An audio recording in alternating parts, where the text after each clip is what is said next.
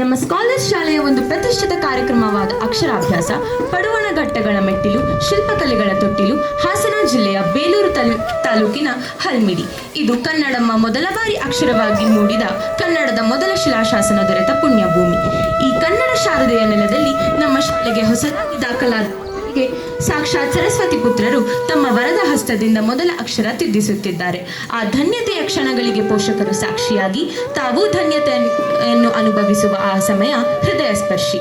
ಕನ್ನಡದ ದಂತಕಥೆಗಳು ಎನಿಸಿಕೊಂಡ ಶ್ರೀಯುತರಾದ ನಾದಬ್ರಹ್ಮ ಹಂಸಲೇಖ, ಕನ್ನಡದ ಪೂಜಾರಿ ಹಿರೇಮಗಳೂರು ಕಣ್ಣನ್, ಮಾತುಗಾರ ಪ್ರೊಫೆಸರ್ ಕೃಷ್ಣೇಗೌಡರು, ಕನ್ನಡದ ಕಬೀರ ಇಬ್ರಾಹಿಂ ಸುತಾರ, ಜೋಳಿಗೆ ತುಂಬ ಕನ್ನಡ ತುಂಬಿದ ಜೋಗಿ, ಚಂದದ ಕವಿ ವಿ ನಾಗೇಂದ್ರ ಪ್ರಸಾದ್, ಡಿಜಿಟಲ್ ಕನ್ನಡದ ಶ್ಯಾಮ್, ಜಾನಪದ ಬ್ರಹ್ಮ ಹಿ ಶ್ರೀ ರಾಮಚಂದ್ರೇಗೌಡ, ಇತಿಹಾಸ ತಜ್ಞ ಶ್ರೀಯುತ ಧರ್ಮೇಂದ್ರ ಕುಮಾರ್, ಅಕ್ಷರ ಲೋಕದ ಜ್ಞಾನದಾಸೋಹಿ ಅಂಕೇಗೌಡರು ಮುಂತಾದ ಮಹನೀಯರು ಅಕ್ಷರದ ಸಕ್ಕರೆಯನ್ನು ಮಕ್ಕಳಿಗೆ ಅಕ್ಕರೆಯಿಂದ ತಿನ್ನಿಸಿದರು.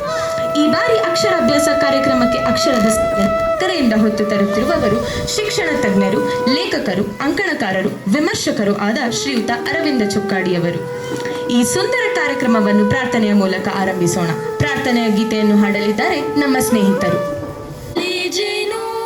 ಗುಡಿ ಕಟ್ಟದೇನು, ನೀರಲ್ಲಿ ಮೀನು ಅಡಿ ಮುಟ್ಟದೇನು, ಆ ದೈವದಾಗೇನೆ ಎಲ್ಲಾನು. ಹೇ ಶಾರದೆ ದಯ ಪಾಲಿಸು, ಈ ಬಾಳನು ಬೆಳಕಾಗಿಸು. ಹೇ ಶಾರದೆ ನಾಳೆಗಳ ದಾರಿಯಲ್ಲಿ ನಂಬಿಕೆಯ ನೆಲೆಯಾಗಿರಿಸು, ಮುನ್ನಡೆಸು. ಕೈ ಹಿಡಿದು ನಾವಾಡೋ ಪದ ಪದದಲ್ಲೂ ಸಂಚರಿಸು. ಹೂವಲ್ಲಿ ಜೇನು ಗುಡಿ ಕಟ್ಟದೇನು, ನೀರಲ್ಲಿ ಮೀನು ಅಡಿ ಮುಟ್ಟದೇನು, ಆ ದೈವದಾಜ್ಞೆನೇ ಎಲ್ಲಾನು. ಹೇ ಶಾರದೆ ದಯ ಪಾಲಿಸು, ಈ ಬಾಳನು ಬೆಳಕಾಗಿಸು. ಹೇ ಶಾರದೆ ನಾಟ್ಯ ಅನ್ನೋದು ನಾದಾಂತರಂಗ ತಾನೇ, ನಾದ ಅನ್ನೋದು ಭಾವಾಂತರಂಗನೇ, ಶಿಲೆಯಿಂದ ತಾನೇ ಕಲೆಗೆ ಮತಿ, ಕಲೆಯಿಂದ ಶಿಲೆಗೆ ಕುಂಚಾರತಿ, ಪ್ರತಿಯೊಂದರಲ್ಲೂ ಅವನಾಣತಿ, ಒಲವೆಂದ ತಾನೇ ಸುಖ ಸನ್ಮತಿ. ಈ ಲೋಕವೇ ರಂಗಭೂಮಿ ತಂತಾನೆ ನಡೆಯುತ್ತ ಸ್ವಾಮಿ, ಪಾಲಿಗೆ ಬಂದಂತ ಪಾತ್ರನ ಎಲ್ಲರೂ ಜೀವಂತಿಸಿ. ಹೇ ಶಾರದೆ ದಯ ಪಾಲಿಸು, ಈ ಬಾಳನು ಬೆಳಕಾಗಿಸು. ಹೇ ಶಾರದೆ ಧನ್ಯವಾದಗಳು. ವೇದಿಕೆಯ ಮೇಲಿರುವ ಗಣ್ಯರೇ ಮತ್ತು ವೇದಿಕೆಯ ಮುಂಭಾಗದಲ್ಲಿರುವಂಥ ಗಣ್ಯರೇ, ಅಕ್ಷರಾಭ್ಯಾಸಕ್ಕೆ ಅಂತ ಬಂದಿದ್ದೀರಿ. ಹಿತವಾಗಿ ಮಳೆಯೂ ಬರ್ತಾ ಇದೆ. ನನಗೆ ಬರುವಾಗ ದಾರಿಯುದ್ದಕ್ಕೂ ಜಾಸ್ತಿ ಮಳೆ ಸಿಕ್ಕಿತ್ತು. ಹಾಸನ ಎಂಟ್ರಿ ಆಗ್ತಾ ಇದ್ದಾಗೆ ಮಳೆ ಕಡಿಮೆ ಆಗಲಿಕ್ಕೆ ಶುರುವಾಯಿತು. ಇದು ಮಳೆ ನೆರಳಿನ ಪ್ರದೇಶ. ಈ ಕೊಟ್ಟಿಗೆಹಾರ ಅಥವಾ ಚಾರ್ಮಾಡಿ ಇಲ್ಲಿ ಬಂದಾಗ ಈ ಕಡೆ ಮಳೆ ಬರುವುದಿಲ್ಲ. ಇದೊಂದು ಒಳ್ಳೆಯ ಲಕ್ಷಣ ಅಂತ ಅದಕ್ಕಾಗಿ ನಾನು ಹೇಳಿದೆ ಅಷ್ಟೆ. ಹಲ್ಮಿಡಿ ಶಾಸನ ಕನ್ನಡದ ಮೊದಲ ಶಾಸನ ಇಲ್ಲೇ ಕಾಣ್ತಾ ಇದೆ. ಅದರ ಆಶ್ರಯದಲ್ಲಿ ಅಕ್ಷರಾಭ್ಯಾಸ ಮಾಡಿಸಬೇಕು ಅನ್ನೋದು ಅದೊಂದು ತುಂಬ ಸುಂದರವಾದ ಕಲ್ಪನೆ, ಸುಂದರವಾದ ಆಕಾಂಕ್ಷೆ. ಆ ಮೂಲಕ ಮಕ್ಕಳ ಅಭ್ಯುದಯ ಆಗುವುದಕ್ಕೆ ಸಾಧ್ಯ ಆಗಬೇಕು. ಈ ಹಲ್ಮಿಡಿ ಶಾಸನ ಅನ್ನೋದು ಕನ್ನಡ ಭಾಷೆಗೆ ಮಾತ್ರ ಅಲ್ಲ, ಒಟ್ಟು ಭಾಷಾ ಪರಂಪರೆಯ ಬೆಳವಣಿಗೆಯಲ್ಲಿ ಅತ್ಯಂತ ಮಹತ್ವದ ಒಂದು ದಾಖಲೆ ಅದು. ಅದು ಇನ್ನೊಂದು ಅರ್ಥದಲ್ಲಿಯೂ ಕೂಡ ಇವತ್ತು ಮಹತ್ವಪೂರ್ಣವಾದದ್ದು. ಅದನ್ನು ಮುಂದೆ ಹೇಳ್ತೇನೆ.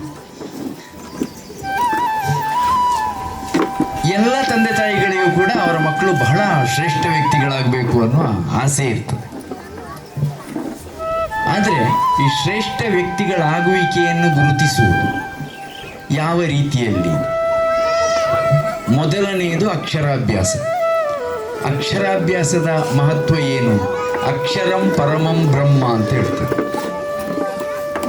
ಬ್ರಹ್ಮ ಅನ್ನುವುದು ಒಂದು ದೊಡ್ಡ ಕಾನ್ಸೆಪ್ಟ್, ಅದು ಆಧ್ಯಾತ್ಮಿಕ ಪರಿಕಲ್ಪನೆ. ಆ ಬ್ರಹ್ಮ ಅಂತೇಳಿ ಹೇಳಿದರೆ ಇದು ಸಿನಿಮಾದಲ್ಲಿ ಬರುವ 4 ಮುಖದ ಬ್ರಹ್ಮ ಅಲ್ಲ, ಅದು ಆಕಾರ ಮತ್ತು ನಿರಾಕಾರ ಇದು ಎರಡೂ ಅಲ್ಲದ ಆಕಾರಕ್ಕೆ ಅತೀತವಾದ ಅನಂತವಾದ ಅಸ್ತಿತ್ವ ಅನ್ನುವ ಅರ್ಥದಲ್ಲಿ ಬರುವುದು. ಅಂದರೆ ಮನುಷ್ಯನ ಹುಟ್ಟು ಒಂದು ಭ್ರೂಣದ ರೂಪದಲ್ಲಿ ಅತೀ ಚಿಕ್ಕ ಘಟಕವಾಗಿ ಬೆಳೆದರೆ ಅದು ಬ್ರಹ್ಮವನ್ನು ತಲುಪುವ ವೇಳೆಗೆ ಅದು ಅಗಾಧವಾಗಿ ಅನಂತವಾಗಿ ವಿಸ್ತರಿಸಿಕೊಂಡಿರ್ತದೆ. ಅಕ್ಷರಂ ಪರಮಂ ಬ್ರಹ್ಮ ಅಂತ ಹೇಳಿದರೆ ಹಾಗೆ ಅಕ್ಷರದ ಮುಖಾಂತರ ಏನೂ ಅಲ್ಲದ ಒಂದು ಕಿರಿದಾದ ಅಸ್ತಿತ್ವ ಅನ್ನೋದು ಅನಂತ ಅಸ್ತಿತ್ವವನ್ನು ಪಡೆದುಕೊಳ್ಳುವುದಕ್ಕೆ ಸಾಧ್ಯವಾಗ್ತದೆ ಅನ್ನುವ ಹಿನ್ನೆಲೆಯಲ್ಲಿ ಅಕ್ಷರವು ವ್ಯಕ್ತಿಯನ್ನು ಅಲ್ಲಿಗೆ ತಲುಪಿಸ್ತದೆ. ಯಾವುದು ಕ್ಷರ ಇಲ್ಲವೋ ಅದು ಅಕ್ಷರ. ಕ್ಷರ ಅಂದರೆ ನಾಶ ಆಗ್ತಾ ಹೋಗುವುದು, ಅಕ್ಷರ ಅಂದರೆ ನಾಶವಾಗದೇ ಇರುವುದು. ಈ ಹಲ್ಮಿಡಿ ಶಾಸನ ನೋಡಿ, ಅದಕ್ಕೆ ನಾನು ಮಹತ್ವ ಇದೆ ಅಂತ ಹೇಳಿದ್ದು. ವಿಜಾರಸ ಅಂತೇಳಿ ಹೇಳುವ ಒಬ್ಬ ಶೂರನಿಗೆ ಅವನು ಯುದ್ಧದಲ್ಲಿ ಗೆದ್ದದಕ್ಕೆ ಬೇಕಾಗಿ ಅವನ ಕತ್ತಿಯನ್ನು ತೊಳೆದು ಕದಂಬರ ಕಾಕುತ್ಸವರ್ಮ ಈ ಹಲ್ಮಿಡಿಯ ಸುತ್ತಮುತ್ತಲಿನ ಗ್ರಾಮವನ್ನು ಅವನಿಗೆ ಉಂಬಳಿಯಾಗಿ ಕೊಟ್ಟಂತ ಶಾಸನ.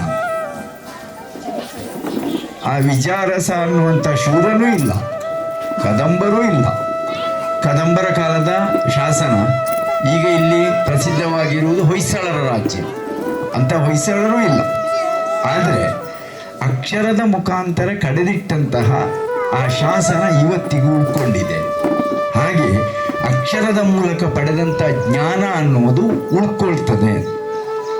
ವ್ಯಕ್ತಿ ನಾಶವಾಗ್ತಾನೆ, ಒಂದಲ್ಲ ಒಂದು ದಿವಸ ವ್ಯಕ್ತಿ ನಾಶವಾಗ್ತಾನೆ, ಆಗಲೇಬೇಕು. ಆದರೆ ಅಕ್ಷರದ ಮುಖಾಂತರ ಗಳಿಕೆಯಾದದ್ದು ನಾಶವಾಗುವುದಿಲ್ಲ ಅನ್ನುವ ಅರ್ಥದಲ್ಲಿ ಅಕ್ಷರಾಭ್ಯಾಸಕ್ಕೆ ಒಂದು ಮಹತ್ವ ಇದೆ. ಇದು ಪ್ರಾರಂಭ. ಪ್ರಾರಂಭ ಆದ ಮೇಲೆ ಏನು? ಪ್ರಾರಂಭ ಆದ ಮೇಲೆ ಏನು ಅಂತ ಹೇಳುವಾಗ ನಮ್ಮ ಮುಂದೆ ವರ್ತಮಾನದ ಸವಾಲುಗಳು ನಮ್ಮ ಮುಂದೆ ಕಾಣಲಿಕ್ಕೆ ಶುರುವಾಗ್ತವೆ. ನಾನು ಮಕ್ಕಳನ್ನು ಉದ್ದೇಶಿಸಿ ಮಾತನಾಡುವುದಿಲ್ಲ. ಮಕ್ಕಳನ್ನು ಉದ್ದೇಶಿಸಿ ಮಾತನಾಡಿದರೆ ಅದು ಇಲ್ಲಿ ಪೇರೆಂಟ್ಸಿಗೆ ಸಮಸ್ಯೆ ಆಗ್ತದೆ. ಪೇರೆಂಟ್ಸನ್ನು ಉದ್ದೇಶಿಸಿ ಮಾತಾಡಿದರೆ ಮಕ್ಕಳಿಗೆ ಅರ್ಥ ಆಗೋದಿಲ್ಲ. ಅವರಿಗೆ ಅರ್ಥ ಆಗದಿದ್ದರೂ ತೊಂದರೆ ಇಲ್ಲ ಅಂತ ನಾನು ಪೇರೆಂಟ್ಸನ್ನೇ ಉದ್ದೇಶಿಸಿ ಹೇಳ್ತಾ ಇದ್ದೇನೆ. ಯಾಕೆ ಅರ್ಥ ಆಗದಿದ್ದರೂ ತೊಂದರೆ ಇಲ್ಲ ಅಂತೇಳಿ ಹೇಳಿದರೆ, ಇಷ್ಟು ಪುಟ್ಟ ಮಕ್ಕಳಿಗೆ ಅವರಿಗೆ ಪ್ರಾಥಮಿಕವಾದ ಅಕ್ಷರದ ಅರಿವು ಇವತ್ತು ಉಂಟಾದರೆ ಸಾಕು. ಜ್ಞಾನದ ಅರಿವನ್ನು ಮುಂದೆ ಬೆಳೆಯಿಸುವಂಥದ್ದು ತಾಯಿ ತಂದೆಯರು ಬೆಳೆಸ್ತಾರೆ, ಶಿಕ್ಷಕರು ಬೆಳೆಯಿಸ್ತಾರೆ, ಹಾಗೆ ಇಡೀ ಜಗತ್ತೇ ಬೆಳೆಯಿಸ್ತಾರೆ, ಪರಿಸರವೇ ಬೆಳೆಯಿಸ್ತಾರೆ. ತಾಯಿ ತಂದೆಯರ ವಿಚಾರಕ್ಕೆ ಸಂಬಂಧಪಟ್ಟಾಗ ಅದನ್ನು ಇವತ್ತು ಹೇಳಬೇಕಾದ್ದು ಮುಖ್ಯ ಅಂತ ಅಂದ್ಕೊಂಡಿದ್ದೇನೆ ನಾನು. ತಾಯಿ ತಂದೆ ಶಿಕ್ಷಕರು ಮತ್ತು ಶಾಲಾ ವ್ಯವಸ್ಥೆ, ಅದರ ಕುರಿತಾಗಿ ಒಂದಷ್ಟು ಮಾತನ್ನು ನಿಮ್ಮ ಮುಂದೆ ಹಂಚಿಕೊಳ್ಳಿಕ್ಕೆ ಬಯಸ್ತೇನೆ. ಮತ್ತು ಪೋಷಕರೇ ಸಿಕ್ಕಿದ್ದು ನನಗೆ ಬಹಳ ಸಂತೋಷ. ಯಾಕಂತಂದರೆ ನನಗೆ ಖಾಸಗಿ ಶಾಲೆಯಲ್ಲಿ ಕೆಲಸ ಮಾಡಿದ ಅನುಭವವೂ ಇದೆ, ಸರಕಾರಿ ಕನ್ನಡ ಮಾಧ್ಯಮ ಶಾಲೆಯಲ್ಲಿ ಕೆಲಸ ಮಾಡಿದ ಅನುಭವವೂ ಇದೆ, ಸರಕಾರಿ ಇಂಗ್ಲಿಷ್ ಮಾಧ್ಯಮ ಶಾಲೆಯಲ್ಲಿ ಕೆಲಸ ಮಾಡಿದ ಅನುಭವವೂ ಇದೆ. ಮತ್ತು ಇದೆಲ್ಲವನ್ನು ನೋಡಿಕೊಂಡು ನಾನು ಅರ್ಥ ಮಾಡಿಕೊಂಡು ನಾನು ಹೇಳುವಂಥದ್ದು. ನಿಜವಾಗಿ ಆದರೂ ವರ್ತಮಾನದ ಕಲಿಕೆಗೆ ಖಾಸಗಿ ಸಂಸ್ಥೆಯಲ್ಲಿ ಆಗಲಿ ಸರ್ಕಾರಿ ಸಂಸ್ಥೆಯಲ್ಲಿ ಆಗಲಿ ಅಲ್ಲಿ ಎಲ್ಲ ಕಡೆಯೂ ಅಲ್ಲಿ ಅದರದ್ದೇ ಆದಂಥ ಸವಾಲುಗಳು ಇರ್ತವೆ. ನಿಮ್ಮದು ಖಾಸಗಿ ಸಂಸ್ಥೆ ಆದದ್ರಿಂದ ಅದರ ಹಿನ್ನೆಲೆಯಲ್ಲಿ ಹೇಳ್ತೇನೆ. ಅಲ್ಲಿ ಇರುವಂಥ ಸವಾಲು ಏನು ಅಂತೇಳಿದ್ರೆ, ನಾನು ಅನೇಕ ಈ ಖಾಸಗಿ ಸಂಸ್ಥೆಯ ಇದು ನಡೆಸ್ತಾ ಇರುವವರು ನನ್ನ ಸ್ನೇಹಿತರಿದ್ದಾರೆ. ಇತ್ತೀಚೆಗೆ ನಾನು ಮೋಹನ್ ಆಳ್ವಾರ ಜೊತೆಯಲ್ಲಿ ಮಾತಾಡ್ತಾ ಇದ್ದೆ. ಅವರ ಹತ್ರ ಮಾತಾಡುವಾಗಲೂ ಅವ್ರು ಹೇಳಿದ್ರು, ಶಿಕ್ಷಣದ ಬಗ್ಗೆ ನಾವು ಚರ್ಚೆ ಮಾಡ್ತಾ ಇದ್ದೇವೆ. ಅವ್ರು ಹೇಳೋದು, ನೀವು ಹೇಳ್ತಾ ಇರೋದು ಎಲ್ಲವೂ ಸರಿ ಇದೆ ಮತ್ತು ಇದೆಲ್ಲವೂ ನನಗೂ ಗೊತ್ತಿದೆ. ಆದರೆ ಸಮಸ್ಯೆ ಏನು ಅಂತ ಹೇಳಿದರೆ, ನಾನು ಅದನ್ನೇ ಮಾಡಲಿಕ್ಕೆ ಹೊರಟ್ರೆ ತಂದೆ ತಾಯಿ ಅದನ್ನು ಒಪ್ಪುವುದಿಲ್ಲ. ಸರ್ಕಾರಿ ಸಂಸ್ಥೆಯಲ್ಲಿಯೂ ಆಗುವುದಿದೆ, ತಂದೆ ತಾಯಿ ಅದಕ್ಕೆ ಆಕ್ಷೇಪ ಮಾಡ್ತಾರೆ. ಹಾಗಾದರೆ ನಿಜವಾದ ಓರಿಯೆಂಟೇಷನ್ನು ಬೆಳೆಯಬೇಕಾದ್ದು ತಂದೆ ತಾಯಿಯ ಮಟ್ಟದಿಂದಲೇ. ಈಗ ನಾನು ಚಿಕ್ಕವನಾಗಿದ್ದಾಗ ಆವಾಗಿನ ಪರಿಸ್ಥಿತಿ ಒಂದಿತ್ತು. ಏನು ಅಂತ ಹೇಳಿದರೆ, ತಂದೆ ತಾಯಿ ಏನಾದರೂ ಇದು ಪೋರ್ಸೊತ್ತಿದ್ದರೆ ಆಚೆ ಇದಾದರೆ ಶಾಲೆಗೆ ಸೇರಿಸಿ ಬಿಡೋದು, ಆಮೇಲೆ ಹೋಗಿ ಶಾಲೆಗೆ ಅಂತ ಹೋಗುದು. ನನಗೆ ಡಿಗ್ರಿ ಮುಗಿಸುವವರೆಗೂ ಆಮೇಲೆ ಏನು ಮಾಡಬೇಕು ಅನ್ನೋ ಆಲೋಚನೆ ಇರಲಿಲ್ಲ. ಇದು 7ನೇ ಕ್ಲಾಸ್ ಮುಗೀತು, ಮತ್ತೆ ಇನ್ನೆಂತ ಮಾಡೋದು, 8ನೇ ಕ್ಲಾಸ್ ಆ ಶಾಲೆಗೆ ಹೋಗುವ, ಆ ಶಾಲೆಗೆ ಹೋಗಿ ಅದು ಮುಗೀತು, ಇನ್ನೆಲ್ಲಿ ಇನ್ನು ಕಾಲೇಜಿಗೆ ಅಲ್ಲಿಗೆ ಹೋಗುವ, ಏನಾದರೂ ಅಂತ ತಗೊಳ್ಳೋದು ಅದನ್ನು ಮುಗಿಸೋದು ಹೋಗು. ಆಯಿತಾ? ಈ ಬದಲಾದ ಸನ್ನಿವೇಶದಲ್ಲಿ ಪೋಷಕರು ಮಕ್ಕಳ ಬಗ್ಗೆ ಕಾಳಜಿಯನ್ನು ತೆಗೆದುಕೊಳ್ತಾ ಇದ್ದಾರೆ, ಅದು ಬಹಳ ಒಳ್ಳೆಯ ವಿಷಯ, ಅಭಿನಂದನಾರ್ಹ ವಿಷಯ. ಆದರೆ ಯಾವ ರೀತಿಯಲ್ಲಿ ಕಾಳಜಿ ತೆಗೆದುಕೊಳ್ಬೇಕು ಅನ್ನುವ ಸ್ಪಷ್ಟತೆ ಇಲ್ಲದೆ ಸಮಸ್ಯೆ ಆಗ್ತದೆ. ನಾನು ಒಂದು ಸಣ್ಣ ಕಥೆಯನ್ನು ಹೇಳ್ತೇನೆ ನಿಮಗೆ. ಇದು ಒಂದು ಮೊಲದ ಕತೆ. ಆ ಕತೆ ಹೇಗೆ ಅಂದರೆ, ಒಂದು ಕಡೆಯಲ್ಲಿ ಒಂದು ಮೊಲ ಹೀಗೆ ಮಲ್ಕೊಂಡಿತ್ತಂತೆ. ಆವಾಗ ಅಲ್ಲಿ ಪಕ್ಕದಲ್ಲಿ ಒಂದು ಶಬ್ದ ಕೇಳಿಸಿತು. ಅದಕ್ಕೆ ಶಬ್ದ ಕೇಳಿಸಿದ ತಕ್ಷಣ ಏನು ಮಾಡಿತ್ತು ಅಂದರೆ ಮೊಲ ಓಡಲಿಕ್ಕೆ ಶುರು ಮಾಡಿತ್ತು. ಮೊಲಕ್ಕೆ ಭಯ ಆಯಿತು, ಓಡಿತು. ಓಡುವಾಗ ಅದರ ಎದುರಿಗೆ ಒಂದು ಜಿಂಕೆ ಸಿಕ್ಕಿತಂತೆ. ಜಿಂಕೆ ಸಿಕ್ಕಿದಾಗ ಜಿಂಕೆಗೆ ಹೇಳಿತು, ಓಡು, ಅಲ್ಲಿ ಭೂಕಂಪ ಆಗ್ತಾ ಇದೆ. ಜಿಂಕೆಯೂ ಇದರ ಜೊತೆಯಲ್ಲಿ ಓಡಿತು. ಆಯ್ತಾ? ಆಮೇಲೆ ಮುಂದೆ ಹೋಗುವಾಗ ಒಂದು ಕಾಡೆಮ್ಮೆ ಸಿಕ್ಕಿತು. ಕಾಡೆಮ್ಮೆಗೆ ಹೇಳಿದವು ಇವೆರಡು ಕೂಡ, ಅಲ್ಲಿ ಭೂಕಂಪ ಆಗ್ತಾ ಇದೆ, ಓಡು. ಮತ್ತೆ ಮುಂದೆ ಹೋದಾಗ ಸಿಂಹ ಸಿಕ್ಕಿತು, ಅಲ್ಲಿ ಭೂಕಂಪ ಆಗ್ತಾ ಇದೆ, ಓಡು. ಹೀಗೆ ಎಲ್ಲ ಕಾಡಿನ ಪ್ರಾಣಿಗಳು ಓಡಿದು, ಎಲ್ಲ ಕಾಡಿನ ಪ್ರಾಣಿಗಳು ಓಡಲಿಕ್ಕೆ ಶುರು ಮಾಡಿದವು. ಹಾಗೆ ಓಡ್ತಾ ಹೋಗುವಾಗ ಒಂದು ಕಡೆ ಒಬ್ಬ ರೈತ ಸಿಕ್ಕಿದ. ಆ ರೈತ ಏನು ಮಾಡಿದ ಅಂದರೆ, ಎಲ್ಲಿಗೆ ಓಡ್ತಾ ಇದ್ದೀರಿ? ಎಲ್ಲಿಗೆ ಅಂತ ಗೊತ್ತಿಲ್ಲ, ಭೂಕಂಪ ಆಗ್ತಾ ಇದೆ ಅಂತ ಹೇಳ್ತೀವಿ. ಎದುರಿಗಿದ್ದಂಥ ಹುಲಿ, ಭೂಕಂಪ ಆದದ್ದು ನೀನು ನೋಡಿದ್ಯಾ? ನಾನು ನೋಡಲಿಲ್ಲ, ನನಗೆ ಸಿಂಹ ಹೇಳಿತು ಅಂತ. ಸಿಂಹದ ಹತ್ರ ಹೋಗಿ ಕೇಳಿದ, ನೀನು ನೋಡಿದ್ಯಾ ಭೂಕಂಪದ್ದು? ನಾನು ನೋಡಲಿಲ್ಲ, ನನಗೆ ಚಿರತೆ ಹೇಳಿತು. ಸರಿ, ಚಿರತೆ ಹತ್ರ ಹೋದ, ನೀನು ನೋಡಿದ್ಯಾ ಭೂಕಂಪದ್ದು? ನಾನು ನೋಡಲಿಲ್ಲ, ನನಗೆ ಕಾಡೆಮ್ಮೆ ಹೇಳಿತ್ತು. ಕಾಡೆಮ್ಮೆ ಹತ್ರ, ನೀನು ನೋಡಿದ್ಯಾ? ನಾನು ನೋಡಲಿಲ್ಲ, ನನಗೆ ಜಿಂಕೆ ಹೇಳಿತು. ಕಡೆಗೆ ಯಾರು? ಮೊಲ ಸಿಕ್ಕಿತ್ತು. ನೀನು ನೋಡಿದ್ಯಾ? ಹೌದು, ನಾನು ನೋಡಿದ್ದೆ. ಸರಿ, ಹಾಗಾದ್ರೆ ಭೂಕಂಪ ಆಗುವ ಜಾಗಕ್ಕೆ ನಾನು ಕರ್ಕೊಂಡು ಹೋಗು ಅಂತ ರೈತ ಹೇಳಿ. ಹಾಗೆ ಭೂಕಂಪ ಆಗುವ ಜಾಗಕ್ಕೆ ಕರ್ಕೊಂಡು ಹೋದ. ಅಲ್ಲಿ ಹೋಗಿ ನೋಡಿದರೆ ಏನಾಗಿದೆ ಅಂತ ಹೇಳಿದರೆ, ಅಲ್ಲಿ ಪಕ್ಕದಲ್ಲಿರುವಂಥ ಮರದಿಂದ ಒಂದು ರೆಂಬೆ ಮುರಿದು ಬಿದ್ದಿದೆ. ಆ ರೆಂಬೆ ಮುರಿದು ಬಿದ್ದ ಶಬ್ದವನ್ನು ಕೇಳಿ ಮೊಲಕ್ಕೆ ಭೂಕಂಪ ಆಗಿದೆ ಅಂತಲೇ ಅನಿಸಿದ್ದು. ಅದು ಓಡಲಿಕ್ಕೆ ಶುರು ಮಾಡಿತು. ಒಂದು ಮೊಲ ಓಡಿತು ಅಂತ ಹೇಳಿತು, ಎಲ್ಲ ಇಡೀ ಕಾಡಿನ ಪ್ರಾಣಿಗಳು ಓಡಿತು. ನಾನು ಈ ಕತೆ ಯಾಕೆ ಹೇಳಿದೆ ಅಂದರೆ, ತಂದೆ ತಾಯಿಗೆ ಕಾಳಜಿಗಳಿವೆ, ಆದರೆ ಏನನ್ನು ಮಾಡಬೇಕು ಅನ್ನೋದು ಅವರೇ ಕಂಡುಕೊಂಡ ಸತ್ಯವಾಗಿ ಆಗಲಿ ಅಥವಾ ತಜ್ಞ ತಿಳುವಳಿಕೆಯ ಹಿನ್ನೆಲೆಯಲ್ಲಿ ಪಡೆದಂತಹ ಸ್ಪಷ್ಟತೆಯಿಂದಾಗಲಿ ಮಾಡೋದು ಕಡಿಮೆ. ಬದಲಿಗೆ ಎಲ್ಲರೂ ಮಾಡ್ತಾರೆ ಅಂತೇಳು, ಎಲ್ಲರೂ ಮಾಡ್ತಾರೆ ಅಂತೇಳಿ, ಈ ಎಲ್ಲರೂ ಮಾಡ್ತಾರೆ ಅಂತೇಳಿ ಹೇಳುವುದನ್ನು, ಎಲ್ಲರೂ ಮಾಡೋದು ಸರಿಯೇ ಇರ್ಬೋದು, ಅದು ತಪ್ಪು ಅಂತ ನಾನು ಹೇಳ್ತಾ ಇಲ್ಲ. ಆದರೆ ಅದು ಯಾಕೆ ಸರಿ? ನನ್ನ ಮಗುವಿಗೆ ಹೊಂದಾಣಿಕೆ ಆಗ್ತದಾ? ನನ್ನ ಮಗುವಿನ ಸ್ವಭಾವವನ್ನು ಆ ರೀತಿಯಲ್ಲಿ ರೂಪಿಸಲಿಕ್ಕೆ ಸಾಧ್ಯ ಉಂಟಾ? ಇದು ಎಲ್ಲವನ್ನು ಯೋಚನೆ ಮಾಡಿ ತಂದೆ ತಾಯಿ ಆ ಕೆಲಸವನ್ನು ಮಾಡಿದಾಗ ಆವಾಗ ಆ ಮಗು ಒಂದು ಶ್ರೇಷ್ಠ ವ್ಯಕ್ತಿತ್ವವಾಗಿ ಬೆಳೆಯುವುದಕ್ಕೆ ಸಾಧ್ಯವಾಗ್ತದೆ. ಅದನ್ನು ಯೋಚನೆ ಮಾಡಿ ಮಾಡಬೇಕು ಅನ್ನೋದು ಒಂದು ಅಂಶ. ಎರಡನೇದು, ವರ್ತಮಾನದ ತಾಯಿ ತಂದೆಯರ ಇನ್ನೊಂದು ಸಮಸ್ಯೆ ಏನು ಅಂತ ಹೇಳೋದು, ಅದಕ್ಕೆ ಈ ಭಗವದ್ಗೀತೆಯ ಬಗ್ಗೆ ಎಲ್ಲರಿಗೂ ಗೊತ್ತಿದೆ. ಆದರೆ ಭಗವದ್ಗೀತೆ ಅನ್ನೋದು ಯುದ್ಧ ಕಾಲದಲ್ಲಿ ಬೋಧಿಸಿದಂಥದ್ದು. ಈ ಶಾಂತಿ ಕಾಲದಲ್ಲಿ ಬೋಧಿಸಿದಂಥದ್ದು ಒಂದು ಉದ್ಧವ ಗೀತೆ ಅಂತ ಇದೆ. ಈ ಉದ್ಧವ ಗೀತೆ ಹೇಗೆ ಅಂತ ಹೇಳಿದರೆ, ಈ ಮಹಾಭಾರತ ಯುದ್ಧ ಎಲ್ಲ ಮುಗಿದ ಮೇಲೆ ಕೃಷ್ಣ ಉದ್ಧವ ಅಂತೇಳೋ ಅವನ ಫ್ರೆಂಡು ಅವನಿಗೆ ಹೇಳ್ತಾನೆ, ನೀನು ನಂದಗೋಕುಲಕ್ಕೆ ಹೋಗಿ ಅಲ್ಲಿ ನನ್ನ ಸಾಕು ತಂದೆ ತಾಯಿಯರೆಲ್ಲ ಹೇಗಿದ್ದಾರೆ ಅಂತ ನೋಡಿಕೊಂಡು ಬಾ. ಹಾಗೆ ಹೋದ ಉದ್ಧವನ ಹತ್ರ ಅವ ಕೂತ್ಕೊಂಡು ಶಾಂತಿ ಕಾಲದಲ್ಲಿ ಮಾತಾಡುವಾಗ ಅವ ಅಲ್ಲಿಯ ಜನಗಳಿಗೆ ಬೋಧಿಸಿದಂಥದ್ದು ಉದ್ಧವ ಗೀತೆ. ಆ ಉದ್ಧವ ಗೀತೆಯಲ್ಲಿ ಒಂದು ಒಳ್ಳೆ ಕತೆ ಬರ್ತದೆ. ಆ ಕತೆ ಹೇಗೆ ಅಂತ ಹೇಳಿದರೆ, ಆ ಕಥೆಯಲ್ಲಿ ಒಂದ್ಸಲ ಅರ್ಜುನ, ಭೀಮ, ನಕುಲ, ಸಹದೇವ ಇವರು 4 ಜನ ಹೋಗಿ ಕಲಿಯುಗ ಹೇಗೆ ಇರ್ತದೆ ಅಂತ ಕೃಷ್ಣನ ಹತ್ರ ಕೇಳ್ತಾರೆ. ಆ ಕಲಿಯುಗ ಹೇಗಿರ್ತದೆ ಅಂತ ಕೇಳಿದಾಗ ಕೃಷ್ಣ ಏನು ಮಾಡ್ತಾನೆ ಅಂತ ಹೇಳಿದ್ರೆ, ನೀವು 4 ಜನ 4 ದಿಕ್ಕಿಗೆ ಬಾಣಗಳನ್ನು ಬಿಡಬೇಕು, ಆಮೇಲೆ ಹೋಗಿ ಆ ಬಾಣಗಳನ್ನು ತಗೊಂಡು ಬರಬೇಕು ಅಂತ ಹೇಳ್ತಾರೆ. ಹಾಗೆ 4 ಜನ 4 ಕಡೆಗೆ ಬಾಣ ಬಿಟ್ಟು, 4 ಕಡೆಗೆ ಬಾಣ ಬಿಟ್ಟದ್ದು ಏನಾಯಿತು ಅಂತ ಹೇಳಿದ್ರೆ, ತಗೊಂಡು ಬರ್ಲಿಕ್ಕೆ ಹೋದ್ರು. ಭೀಮ ಹೋದ ಜಾಗದಲ್ಲಿ ಹೇಗಿತ್ತು ಅಂತ ಹೇಳಿದ್ರೆ, ಒಂದು ಚಂದದ ನವಿಲು ಕುಣಿತಾ ಇದೆ. ಭೀಮನಿಗೆ ಖುಷಿ ಆಗ್ತದೆ, ಓ ಎಷ್ಟು ಚೆನ್ನಾಗಿದೆ ನವಿಲು, ಸುಂದರವಾಗಿದೆ, ಈ ಎಂಥ ಅದ್ಭುತವಾದ ಕುಣಿತ ಅಂತ ಅವನಿಗೆ ಸಂತೋಷ ಆಗ್ತದೆ. ಹತ್ರ ಹೋಗ್ತಾನೆ. ಹತ್ರ ಹೋಗುವಾಗ ಅದರ ಕಾಲಿನ ಅಡಿಯಲ್ಲಿ ಒಂದು ಹಾವು ಉಂಟು. ಆ ಹಾವನ್ನು ಕುಕ್ಕಿ ಕುಕ್ಕಿ ಕುಕ್ಕಿ ತಿಂತಾ ಇರ್ತದೆ. ಆಯ್ತಾ? ಮತ್ತೆ ಅರ್ಜುನ ಹೋದ ಜಾಗದಲ್ಲಿ ಏನಾಗಿದೆ ಅಂದ್ರೆ ಅನೇಕ ಬಾವಿಗಳು, ಅದರಲ್ಲಿ ಬಾವಿಯಲ್ಲಿ ನೀರು ತುಂಬಿ ತುಳುಕ್ತಾ ಉಂಟು.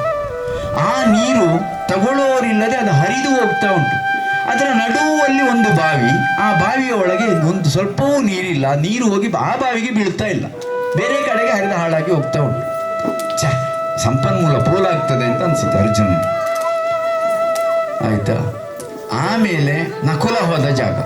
ಈ ನಕುಲ ಹೋದ ಜಾಗದಲ್ಲಿ ಏನಾಗಿದೆ ಅಂತ ಹೇಳಿದ್ರೆ, ಒಂದು ಆಕಳಿನ ಕರು ಎರಡೂ ಇದೆ. ಆಕಳು ಆಗಷ್ಟೇ ಹೆರಿಗೆ ಆಗಿದೆ. ಆಕಳು ಏನು ಮಾಡ್ತಾ ಇದೆ ಅಂತ ಹೇಳಿದ್ರೆ, ಆ ಕರುವನ್ನು ನಗ್ತಾ ಇದೆ. ಅದನ್ನು ನೋಡಿ ನಕುಲನಿಗೆ ಬಹಳ ಸಂತೋಷ ಆಗ್ತದೆ. ಎಷ್ಟು ಚೆನ್ನಾಗಿದೆ ಇದು, ತಾಯಿ ಮಗುವಿನ ಸಂಬಂಧ ಅದ್ಭುತವಾದದ್ದು ಅಂತ ಖುಷಿ ಪಡ್ತಾನೆ.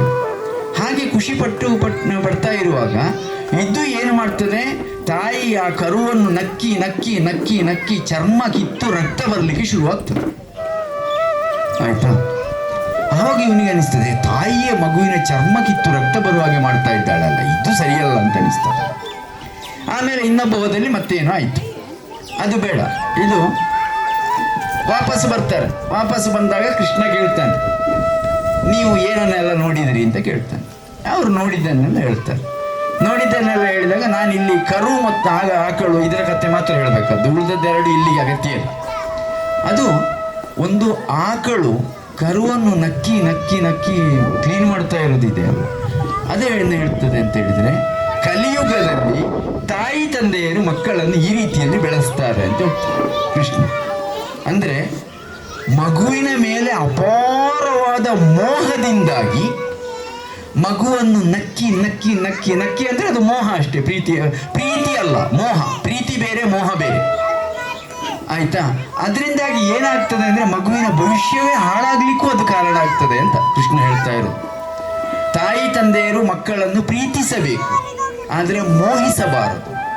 ಮೋಹಿಸಿದಾಗ ಏನಾಗ್ತದೆ ಅಂತ ಹೇಳಿದರೆ, ಮಕ್ಕಳಿಗೆ ಸತ್ಯ ದರ್ಶನವನ್ನು ಮಾಡಿಸಬೇಕು, ಜ್ಞಾನದ ದರ್ಶನವನ್ನು ಮಾಡಿಸಬೇಕು. ಅದರ ಬದಲಿಗೆ ಮಕ್ಕಳಿಗೆ ಏನಾಗ್ತದೆ ಅಂತ ಹೇಳಿದರೆ, ಮಕ್ಕಳು ಜಗತ್ತಿನ ಅರಿವನ್ನೇ ಬೆಳೆಯದ, ಮುಚ್ಚಟೆಯಾಗಿ ಬೆಳೆದ, ಸ್ವತಂತ್ರವಾಗಿ ತಾನು ಯೋಚನೆಯನ್ನು ಮಾಡಲಾರದ ವ್ಯಕ್ತಿತ್ವಗಳಾಗಿ ಬೆಳೀತಾರೆ. ಇದು ಆಗಬಾರದು ಅಂತ ಹೇಳೋದಕ್ಕೆ ಕೃಷ್ಣ ಅದನ್ನು ಹೇಳಿದ್ದು. ಆ ಕಥೆಯನ್ನು ನಾನು ನಿಮಗೆ ಹೇಳಿದ ಉದ್ದೇಶವೂ ಅಷ್ಟೇ. ವಾಸ್ತವಿಕ ನೆಲೆಯಲ್ಲಿ ಏನಾಗ್ತದೆ ವರ್ತಮಾನದಲ್ಲಿ ಅಂತ ಹೇಳಿದ್ರೆ, ನಮ್ಮ ಆಯ್ಕೆಗಳು ಅದ್ಭುತವಾಗಿರ್ತವೆ, ಆದರೆ ಆ ಅದ್ಭುತವಾದ ಆಯ್ಕೆಗಳಿಗೆ ಬೇಕಾದ ಹಾಗೆ ಮಕ್ಕಳನ್ನು ರೂಪಿಸಲಾಗ್ತಾ ಇದೆಯಾ, ಅದು ನಮ್ಮ ಮುಂದೆ ಇರುವಂಥ ಪ್ರಶ್ನೆ. ಮಕ್ಕಳನ್ನು ರೂಪಿಸುವುದು ಅಂದರೆ ಹೇಗೆ ಅನ್ನೋದು.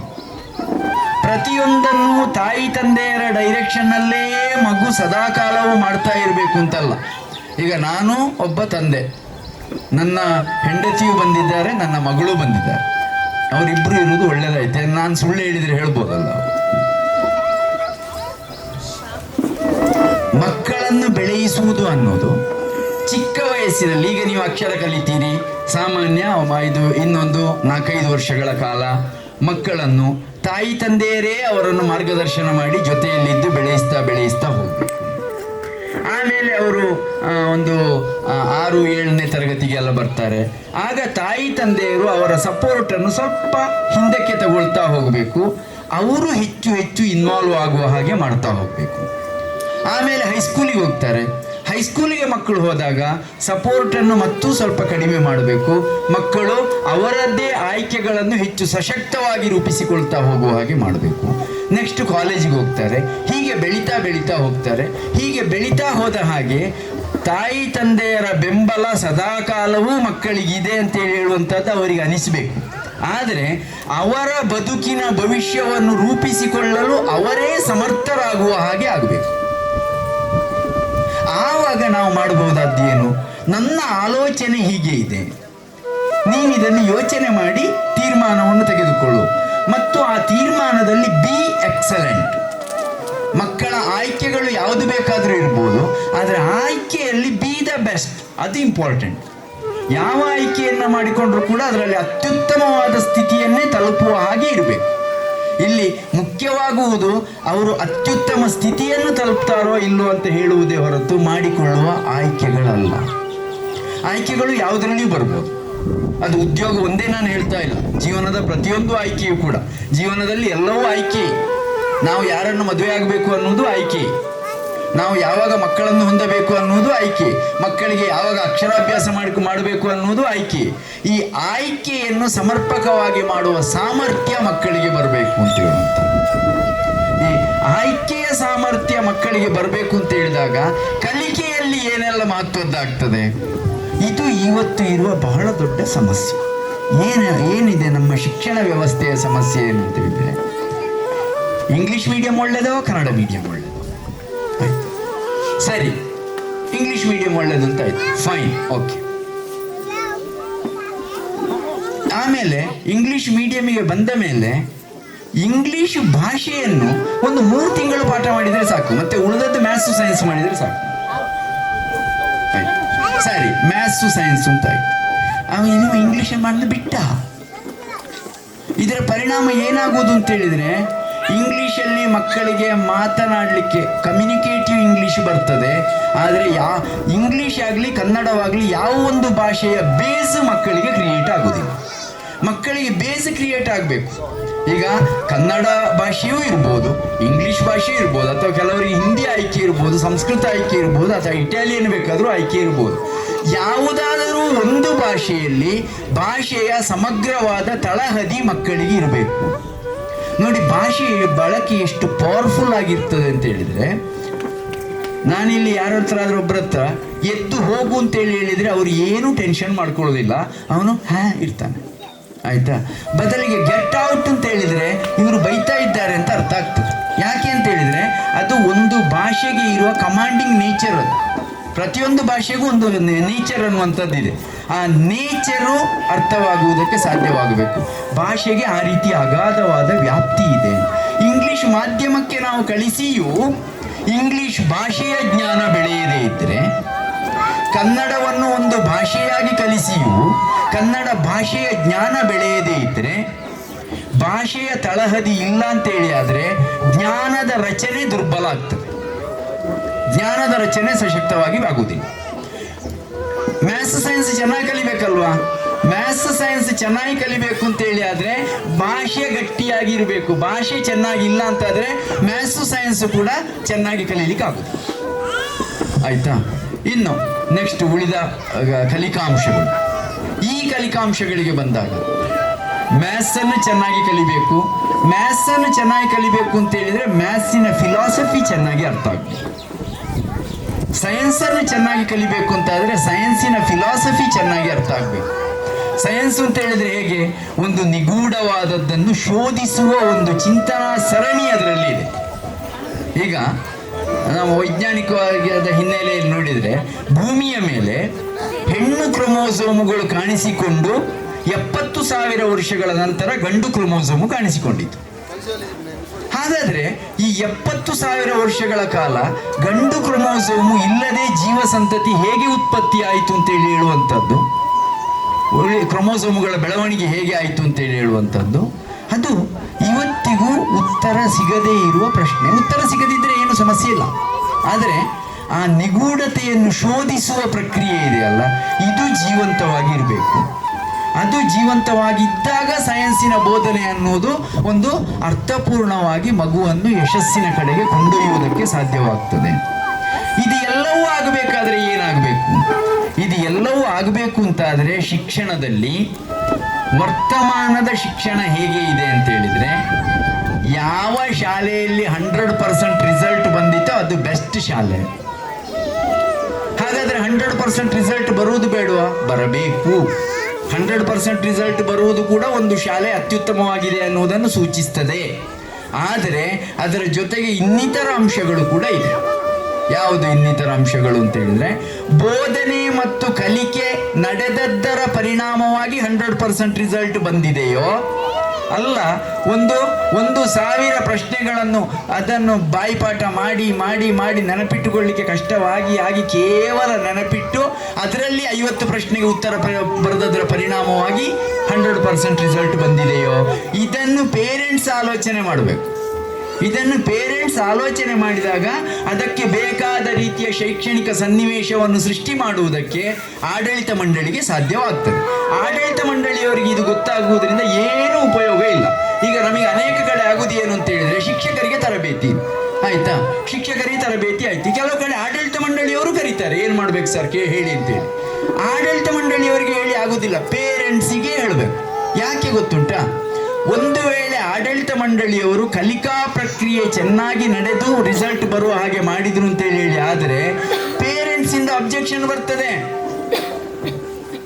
ಇದು ಕ್ಲಾಸಿಗೆ ಸೇರಿಸಿ 1 ತಿಂಗಳಾಗುವಾಗ 1 ತಿಂಗಳಾಯಿತು, ಇನ್ನೂ ಕೂಡ ಆ ಶಾಲೆಯಲ್ಲಿ ನಮಗೆ ಪ್ರಶ್ನೋತ್ತರಗಳನ್ನು ಬರೆದು ಕೊಡ್ಲಿಲ್ಲ, ಪ್ರಿಂಟ್ ಮಾಡಿ ಕೊಡ್ಲಿಲ್ಲ. ಯೋಚನೆ ಮಾಡಿ, ಅವರು ಪ್ರಿಂಟ್ ಮಾಡಿ ಕೊಡುವುದಲ್ಲ, ಬದಲು ತಾನೇ ಬರೆಯುವ ಸಾಮರ್ಥ್ಯ ಮಗುವಿಗೆ ಬರುವ ಹಾಗೆ ಮಾಡಬೇಕು. ಇದು ಪೇರೆಂಟ್ಸಿಗೆ ಗೊತ್ತಿದೆ ಅಂತ ಹೇಳಿ ಆದರೆ ತಕ್ಷಣವೇ ಆಡಳಿತ ಮಂಡಳಿ ಅದಕ್ಕೆ ಸ್ಪಂದಿಸ್ಲಿಕ್ಕೆ ಆಗ್ತದೆ. ಅಂತಿಮವಾಗಿ ಪೇರೆಂಟ್ಸೇ ಮುಖ್ಯವಾದ ಅಲ್ವಾ? ಇದರ ಅರಿವು ಬರಬೇಕು ಬೋಧನೆ ಮತ್ತು ಕಲಿಕೆಯ ಪ್ರಕ್ರಿಯೆಯಲ್ಲಿ. ಆದರೆ ಇಷ್ಟೇಯ ಅಲ್ಲ, ಒಂದು ಶಿಕ್ಷಣ ಅಂದರೆ ಸರ್ವಾಂಗೀಣವಾದ ವಿಕಾಸ.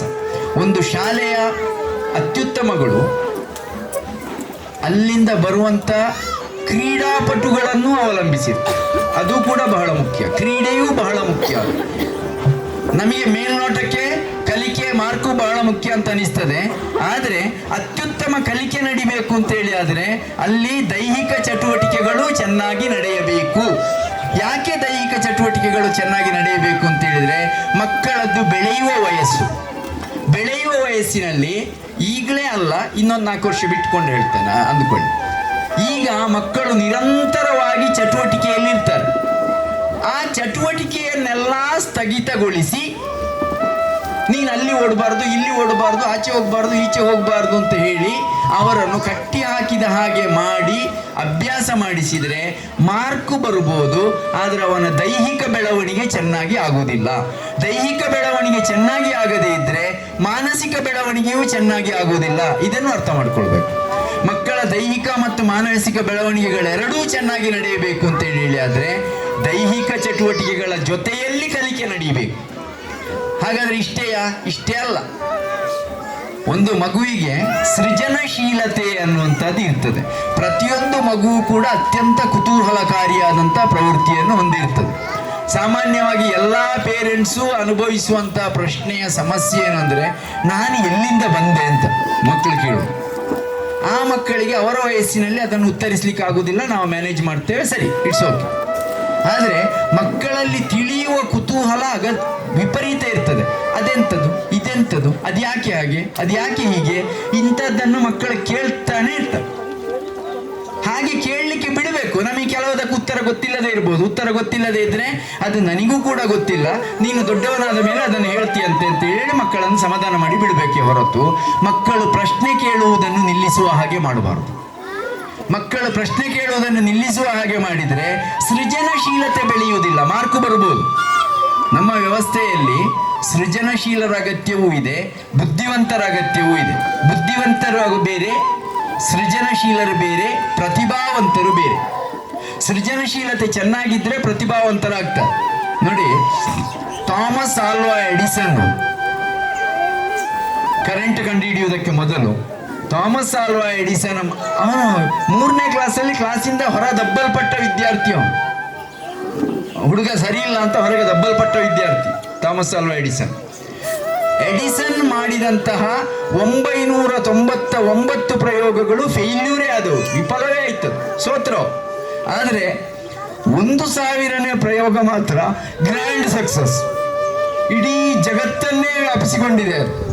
ಹಾಗಾದರೆ 999 ಪ್ರಯೋಗಗಳು ವಿಫಲವಾದಾಗ ಇನ್ನಿದು ಸಾಧ್ಯ ಇಲ್ಲ ಅಂತೇಳಿ ಅವನೇನಾದರೂ ಸುಮ್ಮನೆ ಕೂತಿದ್ರೆ ಆವಾಗ 1000ನೇ ಪ್ರಯೋಗದ ಗ್ರ್ಯಾಂಡ್ ಸಕ್ಸಸ್ ಆಗುವುದಕ್ಕೆ ಸಾಧ್ಯ ಇರಲಿಲ್ಲ.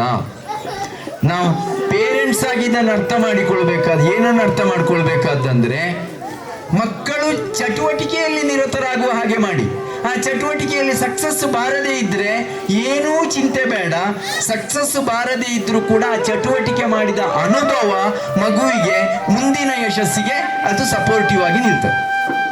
ಮಕ್ಕಳನ್ನು ನಿರಂತರವಾಗಿ ಚಟುವಟಿಕೆಯಲ್ಲಿರುವ ಹಾಗೆ ಮಾಡಬೇಕು. ಅದು ದೈಹಿಕ ಚಟುವಟಿಕೆಯೂ ಇರ್ಬೋದು, ಮಾನಸಿಕ ಚಟುವಟಿಕೆಯೂ ಇರ್ಬೋದು. ಈಗ ಒಂದು ಮಗು ಒಂದು ಪದ್ಯ ಬರೀತದೆ, ಅದರ ಅನಿಸಿಕೆಯ ತಕ್ಕಾಗಿ ಬರೀತದೆ. ಆ ಪದ್ಯ ಬರೆಯೋದನ್ನು ಅಪ್ರಿಷಿಯೇಟ್ ಮಾಡಿ. ಆ ಮಗು ಏನು ದೊಡ್ಡ ಕವಿಯೇ ಆಗ್ತದೆ ಅಂತಲ್ಲ, ಕವಿ ಆಗಬೇಕಾಗಿಯೂ ಇಲ್ಲ. ಆದರೆ ಆ ಪದ್ಯ ಬರೆಯುವ ಸೃಜನಶೀಲ ಅನುಭವ ಇದೆಯಲ್ಲ, ಮಕ್ಕಳನ್ನು ಸಶಕ್ತಗೊಳಿಸ್ತದೆ. ಬದುಕನ್ನು ಅವರು ಮುಂದೆ ಏನಾಗಬೇಕು ಅದನ್ನು ಸಶಕ್ತವಾಗಿ ಸಾಧಿಸ್ತಾರೆ.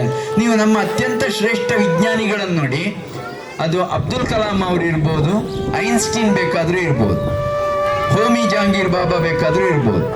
ಅಬ್ದುಲ್ ಕಲಾಂ ಅವರು ಅತ್ಯುತ್ತಮ ವೀಣಾ ವಾದಕರಾಗಿದ್ದರು. ಐನ್ಸ್ಟೀನ್ ಅವರು ಕಲೆ ಮತ್ತು ಸೃಜನಶೀಲ ಚಟುವಟಿಕೆಗಳನ್ನು ನಿರಂತರವಾಗಿ ಅನುಭವಿಸ್ತಾ ಇದ್ರು. ಯಾಕೆ ಅಂತ ಹೇಳಿದ್ರೆ ಅವರ ಸಾಧನೆ ವಿಜ್ಞಾನ ಕ್ಷೇತ್ರದಲ್ಲೇ ಇರೋದು. ಆ ಸಾಧನೆಯನ್ನು ಧಾರಣೆ ಮಾಡಿಕೊಳ್ಬೇಕಾದ್ರೆ, ಅದನ್ನು ಸಾಧಿಸಬೇಕಾದ್ರೆ ಅವರಿಗೆ ಕಲೆಯ ಸಪೋರ್ಟ್ ಬೇಕು, ಸೃಜನಶೀಲತೆಯ ಸಪೋರ್ಟ್ ಬೇಕು, ಸಂಗೀತದ ಸಪೋರ್ಟ್ ಬೇಕು, ಎಲ್ಲ ಸಪೋರ್ಟ್ ಬೇಕು. ಈ ಮಗುವಿನ ವಿಕಾಸ ಅಂತ ಹೇಳುವಂಥದ್ದು ಈ ಬಹುಮುಖಿಯಾದ ಎಲ್ಲಾ ಕಲಿಕಾಂಶಗಳನ್ನು ಹೊಂದಿರ್ತದೆ. ಚಂದ್ರಶೇಖರ್ ಅವರು ನನ್ನ ಹತ್ರ ಹೇಳಿದ್ರು, ಈಗ ಕ್ರೀಡಾ ಚಟುವಟಿಕೆಗಳು ಅವರಲ್ಲಿ ಹೇಗೆ ನಡೀತಾ ಇದೆ ಅಂತೇಳಿ. ಸಾಂಸ್ಕೃತಿಕ ಚಟುವಟಿಕೆ ಹೇಳಲಿಲ್ಲ, ನನ್ನ ಹತ್ರ ಕೇಳಲಿಲ್ಲ. ಶಾಲೆಯಲ್ಲಿ ಪಾಠ ಬೋಧನೆಯೂ ನಡಿಬೇಕು, ಕ್ರೀಡಾ ಚಟುವಟಿಕೆಗಳು. ನಾನು ಕೆಲವು ಸಲ ನೋಡ್ತಾ ಇದ್ದೇನೆ, ಕೆಲವು ಶಾಲೆಗಳಿದ್ದಾವೆ, ಅದು ಬಹಳ ಬೇಸರ. ನನಗೆ ಖಾಸಗಿ ಸರ್ಕಾರಿ ಅನ್ನೋ ವ್ಯತ್ಯಾಸ ಇಲ್ಲ ನನಗೆ, ಆದರೆ ನನಗೆ ವ್ಯತ್ಯಾಸ ಕಾಣೋದು ಅಲ್ಲಿ ಆಟ ಆಡಲಿಕ್ಕೆ ಜಾಗವೇ ಇಲ್ಲದೆ ಇರುವಂಥ ಶಾಲೆಯನ್ನು ನೋಡಿದಾಗ ಬೇಸರ ಆಗಲಿ ಶುರುವಾಗ್ತದೆ.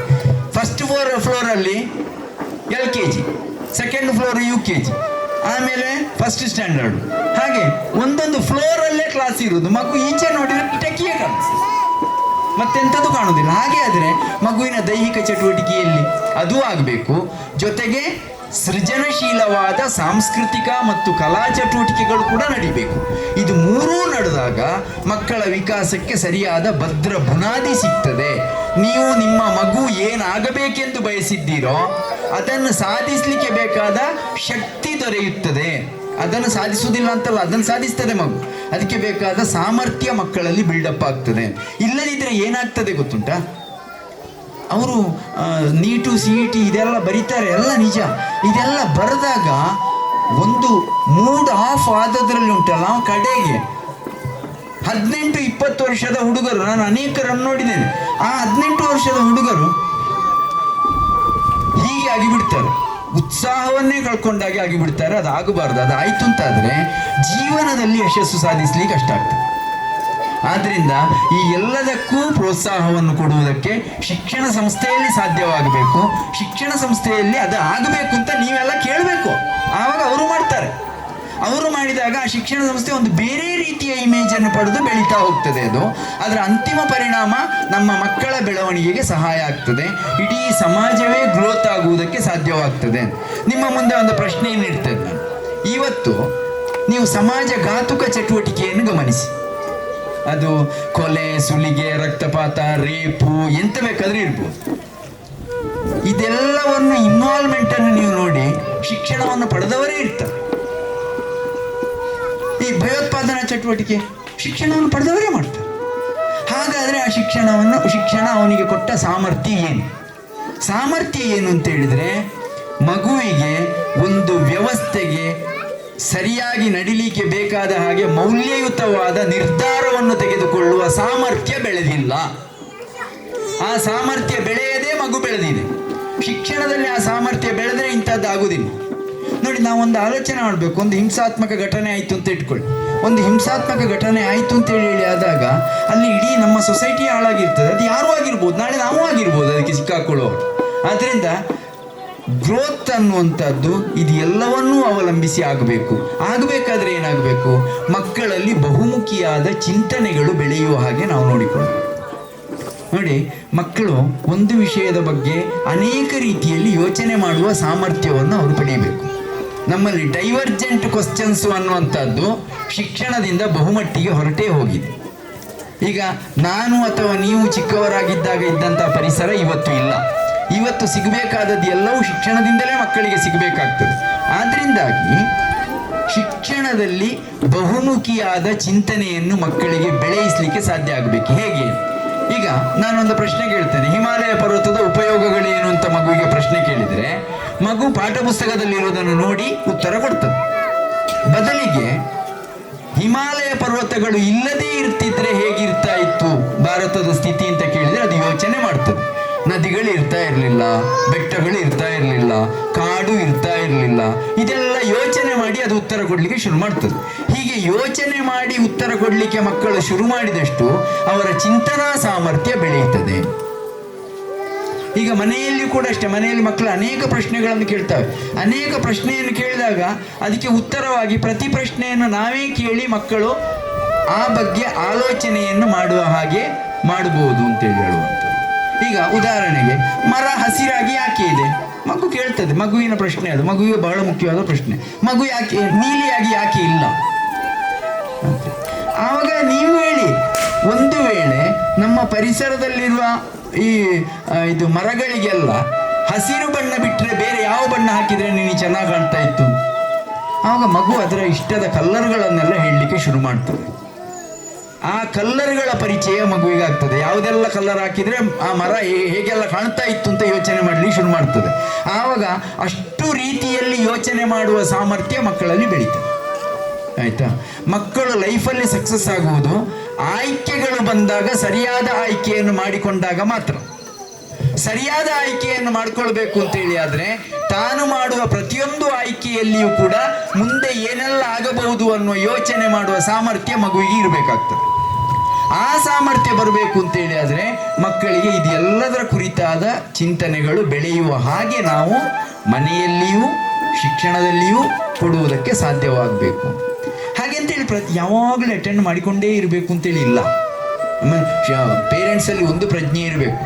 ನಾನು ನನ್ನ ವಿದ್ಯಾರ್ಥಿಗಳಿಗೆ ಸದಾಕಾಲವೂ ಹೇಳ್ತೇನೆ, ನಮ್ಮಲ್ಲಿ ಪೇರೆಂಟ್ಸ್ ಮೀಟಿಂಗ್ ಆಗುವಾಗಲೂ ಹೇಳ್ತೇನೆ ಪೇರೆಂಟ್ಸಿಗೆ, ನೋಡಿ, ಈ ಮಕ್ಕಳು ಬದುಕುವವರೆಗೆ ನಾನೂ ಬದುಕಿರುವುದಿಲ್ಲ, ಪೇರೆಂಟ್ಸು ಬದುಕಿರುವುದಿಲ್ಲ.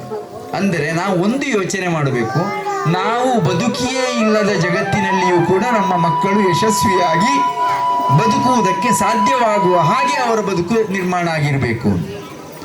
ನಮ್ಮ ಕಾಲಮಾನದ ಯೋಚನೆಗಳೇ ಮಕ್ಕಳ ಕಾಲಮಾನಕ್ಕೆ ಇರುವುದಿಲ್ಲ. ನಾವು ಇವತ್ತು ಯೋಚನೆ ಮಾಡ್ತೇವೆ, ಮಗು ಇದು ನೀಟಲ್ಲಿ CET ರ್ಯಾಂಕ್ ತಗೊಂಡು ಇಂಥದ್ದು ಆಗಬೇಕು ಅಂತೇಳಿ. ಇವತ್ತು ಸನ್ನಿವೇಶಕ್ಕೆ ಸರಿ, ಆದರೆ ಇವತ್ತು ಅಕ್ಷರಾಭ್ಯಾಸ ಮಾಡುವ ಮಗು CET ಬರೆಯುವುದು ಇನ್ನು 12 ವರ್ಷಗಳ ನಂತರ. ಆಯ್ತಾ? ಆಮೇಲೆ ಮತ್ತೊಂದು 5 ವರ್ಷದ ಅಭ್ಯಾಸ ಮಾಡ್ತದೆ. ಅದಾದ ಮೇಲೆ ಉದ್ಯೋಗ ಕೇಳುವುದು, ಅಂದರೆ ಇನ್ನು 17 ವರ್ಷಗಳ ನಂತರ ಅದು ಉದ್ಯೋಗವನ್ನು ಬಯಸ್ತದೆ. ಇನ್ನು 17 ವರ್ಷಗಳ ನಂತರ ಉದ್ಯೋಗವನ್ನು ಬಯಸುವಾಗ ಜಗತ್ತಿನ ಔದ್ಯೋಗಿಕ ವ್ಯವಸ್ಥೆ ಈ ರೀತಿಯಲ್ಲೇ ಇರ್ತದಾ? ಇರಲೂಬಹುದು, ಗೊತ್ತಿಲ್ಲ, ಇಲ್ಲದೆಯೂ ಇರಬಹುದು. ಹಾಗಾದ್ರೆ ಮಕ್ಕಳನ್ನು ಬೆಳೆಸಬೇಕಾದದ್ದು ಹೇಗೆ? ಇನ್ನು 12 ವರ್ಷ ಕಳೆಯುವಾಗ CET ನೀಟಿನ ಬದಲಿಗೆ ಮತ್ತೊಂದು ಎಕ್ಸಾಮ್ ಬಂದಿರಬಹುದು. ಆ ಎಕ್ಸಾಮ್ ಬಂದರೆ ಅದರಲ್ಲಿಯೂ ಮಗು ಸಕ್ಸಸ್ ಆಗಲಿಕ್ಕೆ ಸಾಧ್ಯವಾಗುವ ಅಂತ ಸಾಮರ್ಥ್ಯವನ್ನು ಮಕ್ಕಳಲ್ಲಿ ಬೆಳೆಸಬೇಕು. ಕಂಟೆಂಟನ್ನು ಬೆಳೆಸುವುದಲ್ಲ, ಸಾಮರ್ಥ್ಯವನ್ನು ಮಕ್ಕಳಲ್ಲಿ ಬೆಳೆಸುವುದಕ್ಕೆ ಸಾಧ್ಯವಾಗಬೇಕಾಗ್ತದೆ. ಈ ರೀತಿಯಲ್ಲಿ ಬೆಳೆಸ್ತಾ ಹೋಗಲಿಕ್ಕೆ ಏನು ಮಾಡಬೇಕು? ಮಾಡಬೇಕಾದದ್ದಿಷ್ಟೇ, ಮಕ್ಕಳಲ್ಲಿ ಸಹಜವಾಗಿ ಇರುವ ಕುತೂಹಲ ಪ್ರವೃತ್ತಿಯನ್ನು ಹೆಚ್ಚಿಸಿ, ಮಕ್ಕಳನ್ನು ನಿರಂತರ ಚಟುವಟಿಕೆಯಲ್ಲಿರುವ ಹಾಗೆ ಮಾಡಿ, ಮಕ್ಕಳು ಐಡ್ಲಾಗಿ ಇಲ್ಲದಾಗೆ ನೋಡಿಕೊಳ್ಬೇಕು. ಮತ್ತೆ ಕೆಲವು ಮಕ್ಕಳು ಇರ್ತವೆ ಸುಮ್ಮನೆ ಕೂತ್ಕೊಂಡಿರ್ಲಿಕ್ಕೆ ಬಿಡಬಾರ್ದು. ಮಕ್ಕಳಿಗೆ ವಿಶ್ರಾಂತಿಯ ಅವಧಿ ಇದೆ ಅಲ್ಲ, ವಿಶ್ರಾಂತಿಯ ಅವಧಿಯಲ್ಲಿ ವಿಶ್ರಾಂತಿಯನ್ನೇ ಪಡೆಯಬೇಕು. ರಾತ್ರಿ ಮಲಗಿದಾಗ ನಿದ್ದೆಯೇ ಮಾಡಬೇಕು. ಇದು ತುಂಬ ಜನರ ಸಮಸ್ಯೆ ಇರ್ತದೆ, ಮಲಗಿದಾಗ ನಿದ್ದೆ ಬರುತ್ತಿಲ್ಲ. ಮಲಗಿದಾಗೆ ನಿದ್ದೆ ಬರಬೇಕು. ಮಲಗಿದಾಗೆ ನಿದ್ದೆ ಬರಬೇಕು ಅಂತೇಳಿ ಆದರೆ ಹಗಲು ಕ್ರಿಯಾಶೀಲವಾಗಿಯೇ ಇರಬೇಕು. ಅದು ದೈಹಿಕ ಚಟುವಟಿಕೆ ಇರ್ಬೋದು, ಮಾನಸಿಕ ಚಟುವಟಿಕೆ ಇರ್ಬೋದು. ಒಂದಲ್ಲ ಒಂದು ಚಟುವಟಿಕೆಯಲ್ಲಿ ಮಕ್ಕಳು ಕ್ರಿಯಾಶೀಲವಾಗಿ ಇರುವ ಹಾಗೆ ನಾವು ನೋಡಿಕೊಳ್ಬೇಕಾಗ್ತದೆ. ನೋಡಿ, ಇಲ್ಲಿ ಕೆಲವು ಮಕ್ಕಳು ಅವರು ಆಟ ಆಡ್ತಾ ಇದ್ದಾರೆ, ಆಚೆ ಈಚೆ ಓಡಾಡ್ತಾ ಇದ್ದಾರೆ, ಸರಿ. ಅದು ಮಕ್ಕಳಿಗೆ ನನ್ನ ಭಾಷಣ ಬೇಡ. ಅವರಿಗೆ ನೋಡಿ, ಅಲ್ಲೊಂದು ಮಗು ಬಲೂನ್ ಹಿಡ್ಕೊಂಡು ಅದನ್ನು ಹೀಗೆ ಚಂದದಲ್ಲಿ ಖುಷಿ ಬರ್ತಾ ಇದೆ. ಮಗುವಿಗೆ ಇಲ್ಲಿ ಇಂಟ್ರೆಸ್ಟ್ ಇರೋದು ನನ್ನ ಭಾಷಣ ಅಲ್ಲ, ಮಾಡಿಸುವ ಅಕ್ಷರಾಭ್ಯಾಸವಲ್ಲ, ವೇದಿಕೆಯಲ್ಲಿರುವ ನಾವು ಅಲ್ಲ. ಮಕ್ಕಳಿಗೆ ಇಂಟ್ರೆಸ್ಟ್ ಇರೋದು ಅಲ್ಲಿ ಕಟ್ಟಿರುವ ಬೆಲೂನ್. ಮಕ್ಕಳಿಗೆ ಹಲ್ಮಿಡಿ ಶಾಸನವನ್ನು ಓದಬೇಕು ಅಂತ ಅನಿಸುವುದಿಲ್ಲ. ಅವರಿಗೆ ಆ ಬೆಲೂನ್ನ ಬಗ್ಗೆ ಆಸಕ್ತಿ ಬಂದರೆ ಅದು ಸಹಜ. ಅದು ನಾನು ಅಲ್ಲಿ ಹೋಗ್ತೇನೆ ಅಂತ ಹೇಳಿದ್ರೆ ಹೋಗಲಿ ಅವರು, ಏನು ತೊಂದರೆ ಇಲ್ಲ. ಅದನ್ನು ಅರ್ಥ ಮಾಡಿಕೊಳ್ಳುವ ಶಿಸ್ತು ಇನ್ನೊಂದು 2-3 ವರ್ಷ ಬಿಟ್ಟು ಬರ್ತದೆ. ಆವಾಗ ಅದನ್ನು ರೆಸ್ಪಾಂಡ್ ಮಾಡಿದರೆ ಸಾಕು. ಅಂದರೆ ಮಕ್ಕಳು ಸಹಜವಾಗಿ ಬೆಳೆಯುವಾಗ ಸಪೋರ್ಟ್ ಮಾಡಬೇಕು. ಅಲ್ಲಿ ಕೋರೆಗಳಿದ್ದರೆ ಅದು ಹಾಗಲ್ಲ ಮಗು, ಹೀಗೆ ಮಾಡಬೇಕು. ಮಕ್ಕಳಿಗೆ ಉತ್ತರಿಸುವಾಗ ಮಕ್ಕಳು ಅನೇಕ ಸಂದರ್ಭದಲ್ಲಿ ನಾವು ಅದನ್ನು ಮಾಡಬಾರ್ದು ಅಂತ ಹೇಳ್ತೇವೆ. ಮಾಡಬಾರ್ದು ಅನ್ನೋದು ಸರಿ, ಅದು ಕೆಲವೊಂದು ವಿಷಯಗಳನ್ನು ಮಾಡಬಾರ್ದು. ಯಾಕೆ ಹೇಳಬೇಕಾಗ್ತದೆ ಅದನ್ನು ಅಂತ ಹೇಳಿದ್ರೆ, ಮನುಷ್ಯನೂ ಕೂಡ ಒಂದು ಮೃಗವೇ. ಮೃಗಗಳಲ್ಲಿ ಪ್ರೀತಿ ಸ್ನೇಹ ಎಲ್ಲ ಇರುವ ಹಾಗೆ ದ್ವೇಷ, ಕ್ರೌರ್ಯ, ಹಿಂಸೆಯು ಕೂಡ ಇರ್ತದೆ. ಮನುಷ್ಯನಲ್ಲಿಯೂ ಕೂಡ ಹಿಂಸಾತ್ಮಕ ಪ್ರವೃತ್ತಿ ಅನ್ನೋದು ಇರ್ತದೆ. ನಾವು ನಾಗರಿಕ ವ್ಯವಸ್ಥೆಯನ್ನು ಕಂಡುಕೊಂಡಿರುವುದರಿಂದ ಆ ಹಿಂಸಾತ್ಮಕ ಪ್ರವೃತ್ತಿಯನ್ನು ಬಿಟ್ಟು ನಾಗರಿಕವಾದ ವಿನ್ಯಾಸದಲ್ಲಿ ವರ್ತಿಸಬೇಕಾದ್ರೆ ವಿಧಿ ನಿಷೇಧಗಳು, ನಿಯಮಗಳು ಮನೆಯಲ್ಲಿಯೂ ಇರಬೇಕು, ಶಾಲೆಯಲ್ಲಿಯೂ ಇರಬೇಕು, ಸಮಾಜದಲ್ಲಿಯೂ ಇರಬೇಕು. ಆದರೆ ಅದನ್ನು ಮಕ್ಕಳಿಗೆ ಹೇಳುವಾಗ ಯಾಕಾಗಿ ಅವರು ಅದನ್ನು ಪಾಲಿಸಬೇಕು ಅನ್ನೋದನ್ನು ಅರ್ಥ ಮಾಡಿಸ್ಬೇಕು. ಈಗ ನಾವು ಹೇಳ್ತೇವೆ ಮಕ್ಕಳಿಗೆ, ಆಯಾ ದಿವಸ ಆದ ಪಾಠವನ್ನು ಆಯಾ ದಿವಸವೇ ಓದ್ಕೊಳ್ಳಿ. ಬಟ್ ಯಾಕೆ? ಸಾಮಾನ್ಯವಾಗಿ ಮಕ್ಕಳು ಎಕ್ಸಾಮ್ ಹತ್ರ ಬರುವಾಗಲೇ ಓದ್ಲಿಕ್ಕೆ ಶುರು.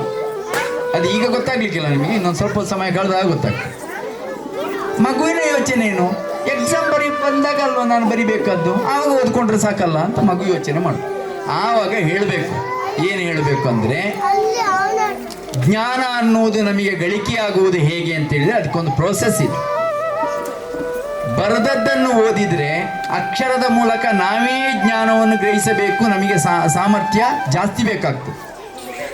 ಬದಲು ರೇಡಿಯೋದಲ್ಲಿ ವಾರ್ತೆ ಕೇಳಿದರೆ ಓದುವುದಕ್ಕಿಂತ ಸುಲಭ ಆಗ್ತದೆ. ಯಾಕೆಂದರೆ ಶ್ರವಣ ಕೇಳಿದಾಗ ಧ್ವನಿಯ ಏರಿಳಿತದಿಂದಾಗಿ ನಮಗೆ ಬಹಳ ಬೇಗ ಸುಲಭವಾಗಿ ಅರ್ಥ ಮಾಡಿಕೊಳ್ಳಿಕ್ಕೆ ಆಗ್ತದೆ. ದೃಶ್ಯದಲ್ಲಿ ಅದನ್ನು ನೋಡಿದರೆ, ಟಿವಿಯಲ್ಲಿ ಅದನ್ನು ನೋಡಿದರೆ ಇನ್ನೂ ಬೇಗ, ಭಾಷೆಯೇ ಗೊತ್ತಿಲ್ಲ ಇದ್ರೂ ಕಂಟೆಂಟ್ ಏನು ಅನ್ನೋದು ಗೊತ್ತಾಗಿ ಬಿಡ್ತದೆ. ಯಾಕೆ ಗೊತ್ತಾಗ್ತದೆ? ದೃಶ್ಯ ಮತ್ತು ಶ್ರವಣ ಎರಡೂ ಇದೆ. ಜ್ಞಾನ ಇದೆ, ಕೇಳುವುದು ಇದೆ, ನೋಡುವುದು ಇದೆ. ಹಾಗಾದರೆ ಒಂದು ಕಲಿಕೆ ಇಫೆಕ್ಟಿವ್ ಆಗಬೇಕಾದ್ರೆ ಹೇಗಾಗಬೇಕು? ಅದು ಜ್ಞಾನ ಇರಬೇಕು, ಕೇಳಿಸಬೇಕು, ನೋಡ್ಲಿಕ್ಕೂ ಸಿಗಬೇಕು. ಈ ಮೂರೂ ಸಿಗುವುದು ಎಲ್ಲಿ?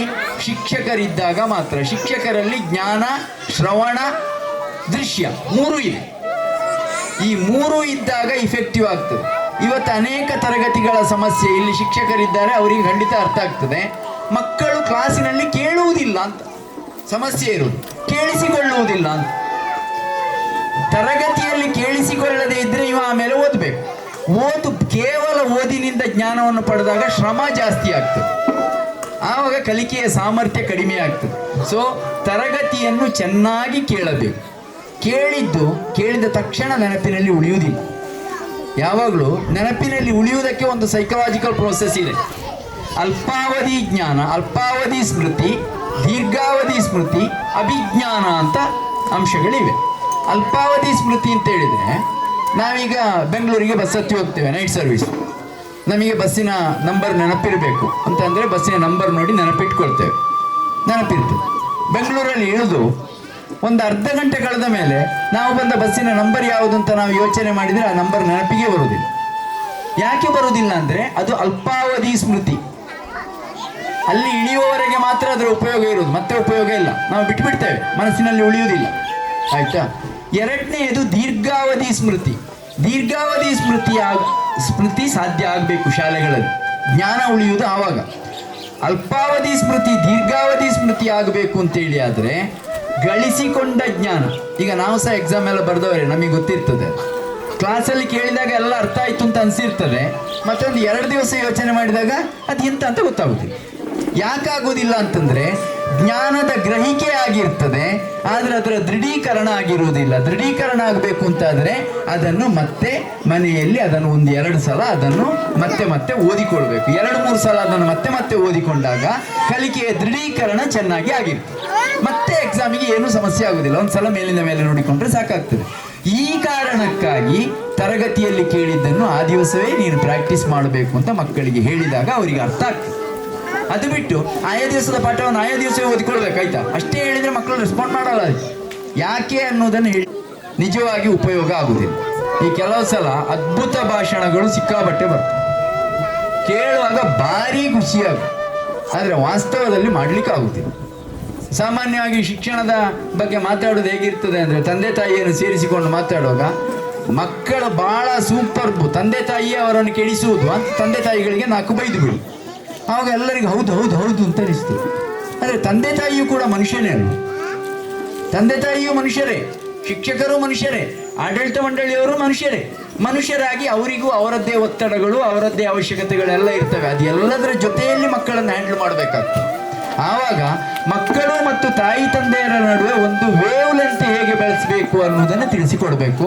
ಅದಾಗಬೇಕಾದ್ರೆ ನಿರ್ದಿಷ್ಟ ಮಗುವನ್ನು ಉದ್ದೇಶಿಸಿ ಈ ಮಗು ಚೆನ್ನಾಗಿ ಕಲಿಯುವ ಹಾಗೆ ಹೇಗೆ ಮಾಡ್ಬೋದು ಅಂತ ಕೇಳಿದಾಗ ಮಾತ್ರ ನಾನು ಹೇಳಲಿಕ್ಕೆ ಸಾಧ್ಯ. ಎಲ್ಲರಿಗೂ ಅಪ್ಲೈ ಆಗುವ ಹಾಗೆ ಹೇಳಲಿಕ್ಕೆ ಸಾಧ್ಯ ಆಗುವುದಿಲ್ಲ. ಇದಿಷ್ಟು ಒಂದಷ್ಟು ವೈಚಾರಿಕ ವಿಚಾರಗಳನ್ನು ನಿಮ್ಮ ಮುಂದೆ ತೆರೆದಿಡಲಿಕ್ಕೆ ನಾನು ಪ್ರಯತ್ನ ಪಟ್ಟಿದ್ದೇನೆ.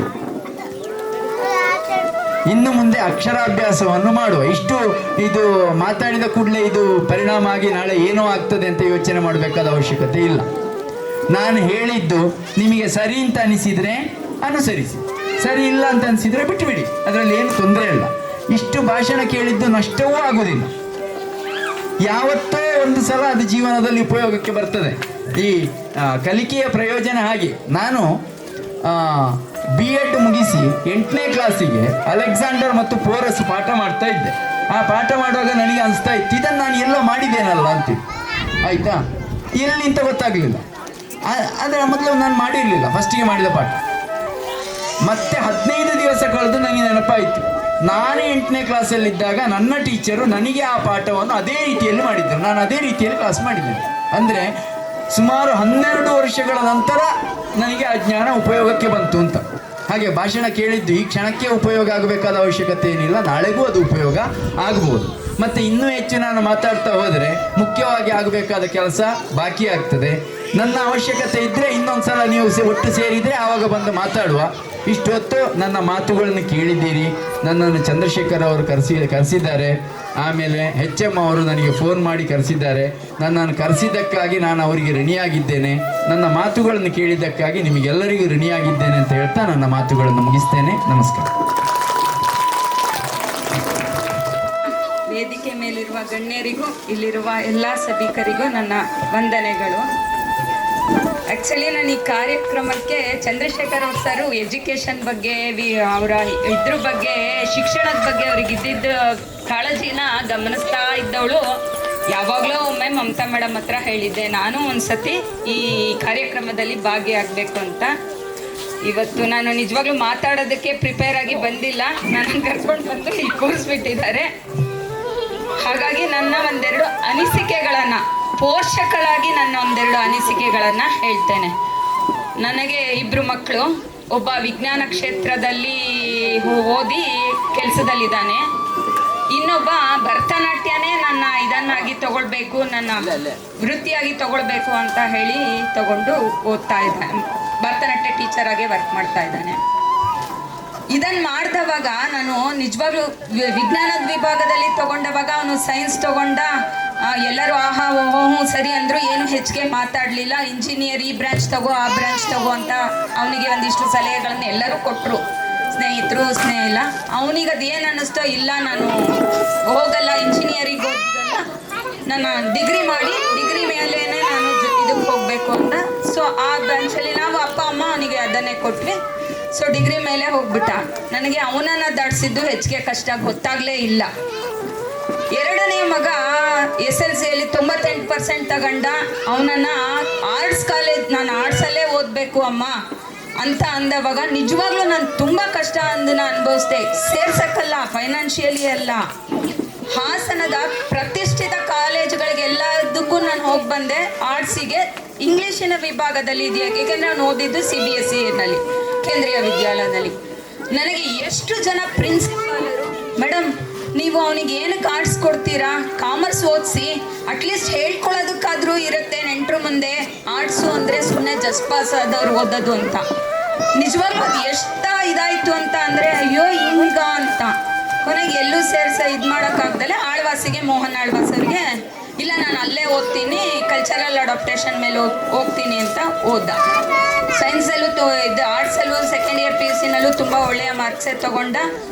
ಡಿಗ್ರಿಗೆ ಬಂದ. ಡಿಗ್ರಿ ತಗೊಂಡವಾಗಲೂ ಹಂಗೇನೆಯ ಭರತನಾಟ್ಯಕ್ಕೆ ಹೋಗ್ತೀನಿ ಅಂತಾನೆ ಗಂಡು ಹುಡುಗನಿಗೆ ಬೇಕಾ, ಇಲ್ಲಿವರೆಗೂ ಸಾಕಾಯ್ತು, ಯಾಕೆ ಇನ್ನೂ ಹುಡುಗನ ನೀನು ಭರತನಾಟ್ಯಕ್ಕೆ ಕಳಿಸ್ತೀಯ ಅಂತ ತುಂಬ ಆ ಥರದ್ದೊಂಥರ ಟಾರ್ಚರ್. ಅದು ನಿಮಗೆ ಒಂದು 10 ಜನ ಸೇರಿರೋ ಜಾಗದಲ್ಲಿ ಅದನ್ನೇ ಮಾತಾಡಿದ್ರೆ ಫೇಸ್ ಮಾಡೋದು ಹೇಗೆ ಅನ್ನೋದು ತುಂಬ ಕಷ್ಟ ಇರುತ್ತೆ. ಯಾಕಂದ್ರೆ ನಾವು ಅವ್ರಿಗೆ ಹೇಳೋಕ್ಕಾಗಲ್ಲ, ಇಲ್ಲ ನನ್ನ ಮಗ ಖಂಡಿತ ಇದರಲ್ಲಿ ಸಾಧನೆ ಮಾಡ್ತಾನೆ ಅಂತ I can't give the assurance ಅವರಿಗೆ. ಇದನ್ನು ತುಂಬ ಅನುಭವಿಸ್ಬಿಟ್ಟು ಬಂದ್ವಿ. ಅವನಿಗೆ ಮಾತ್ರ ಇತ್ತು ಇಲ್ಲ ನಾನು ಮಾಡ್ತೀನಿ ಅಂತ. ಕೊನೆಗೆ ಅವನಿಗೆ ಹೇಳಿದ್ವಿ, ನೋಡು ಪುಟ್ಟ, ನೀನು ಭರತನಾಟ್ಯ ಮಾಡು, ನಮಗೆ ಅದ್ರ ಬಗ್ಗೆ ಏನು ಅಬ್ಜೆಕ್ಷನ್ ಇಲ್ಲ, ಆದರೆ ಜೊತೆಯಲ್ಲಿ ನಿನಗೆ ಒಂದು ಬೆಂಗಾವಲಾಗಿ ಮಾಸ್ಟರ್ ಡಿಗ್ರಿವರೆಗೂ ಓದು, ನೀನು ಏನನ್ನಾದರೂ ಒಂದು ತೊಗೊಂಡು ಸ್ಪೆಷಲೈಸ್ ಮಾಡು, ಆಮೇಲೂ ನಿನಗೆ ಅದನ್ನೇ ಮಾಡಬೇಕು ಅನಿಸಿದರೆ ಓಕೆ ಫೈನ್, ಆವಾಗ ನೋಡೋಣ ಅಂತ ಹೇಳಿದ್ವಿ. ಇಂಗ್ಲೀಷ್ ಮೇಜರ್ ತೊಗೊಂಡು ಇಂಗ್ಲೀಷ್ ಮೇಜರಲ್ಲಿ MA ಮಾಡ್ದ. ಆಮೇಲೆ ಅವನು ಅಂದ, ಇಲ್ಲ ನನಗೆ ಆಯಿತು, ನಾನು ನೀವು ಹೇಳಿದ್ರಿ ಅಂತ ನಾನು ಇಂಗ್ಲೀಷ್ MAವರೆಗೂ ಓದಿದ್ದೀನಿ, ನಾಲೆಡ್ಜ್ ಇದೆ, ನಾನು ಒಂದಲ್ಲ ಇನ್ನೊಂದು ಈ ಭರತನಾಟ್ಯ ಕ್ಷೇತ್ರ ನನಗೆ ಕೈ ಹಿಡಿದಲೇ ಇದ್ದರೆ ನಾನು ಇದಕ್ಕೆ ಹೋಗ್ತೀನಿ ಅವಾಗ. ಸೊ ನಾನು ಇವಾಗ ಇದರಲ್ಲಿ 1-2 ವರ್ಷ ನಾನು ನೋಡಬೇಕು, ನಾನು ಪ್ರಯತ್ನ ಪಡ್ತೇನೆ ಅಂದ. ಇವತ್ತಿಗೆ ಅವನಿಗೆ ಅದರಲ್ಲಿ ಚೆನ್ನಾಗಿ ಒಂದು ಸಾಮಾನ್ಯದೊಂದು ಇದ್ರಾಗೋಷ್ಟು ಇದೆ. ಆಮೇಲೆ ಅದರಲ್ಲಿ ಅವನದ್ದೇ ಆದ ಒಂದು ಸಣ್ಣ ಮಟ್ಟಿನ ಹೆಸರುಗಳನ್ನು ಅವನು ಮಾಡ್ಕೊಳ್ತಾ ಇದ್ದಾನೆ. ಯಾಕೆ ಇದನ್ನು ನಾನು ನಿಮ್ಗೆ ಹೇಳ್ತೀನಿ ಅಂದರೆ, ನಮ್ಮ ಮಕ್ಕಳೊಳಗಡೆ ಯಾವುದೋ ಒಂದು ಟ್ಯಾಲೆಂಟ್ ಇರುತ್ತೆ, ಅವರಿಗೆ ಆದವರದೇ ಒಂದು ಗುರಿ ಇರುತ್ತೆ, ಆಸೆ ಕನಸುಗಳಿರುತ್ತೆ.